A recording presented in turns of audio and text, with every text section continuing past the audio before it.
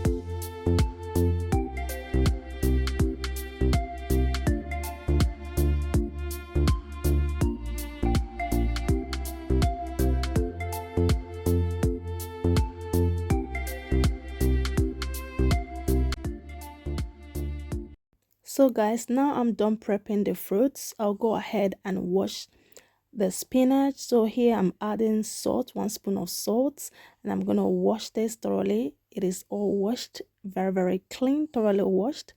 So everything is all ready. So we're gonna go ahead and blend all of this together, guys. So guys, before I start blending it, that's something I usually do, because over here in UK it is very cold and drinking chilly stuff is not the best. Like, we are used to drinking hot teas and all that, and then taking cold smoothie, like, it's not favorable for me. So what I do is, after adding all of my fruit and vegetable in the blender, I boil hot water, which you're going to be seeing soon. I boil hot water and pour it inside the blender. okay, just to get all of the fruit and vegetable a little bit warmed up. I usually allow the hot water in there, let's say 30 seconds, usually less than 1 minute, because I don't want it to feel as though it's boiled, you understand? So just allow it for a few seconds and then pour it out, and then add a little bit of milk, any milk of your choice, and blend it all together, and that's it.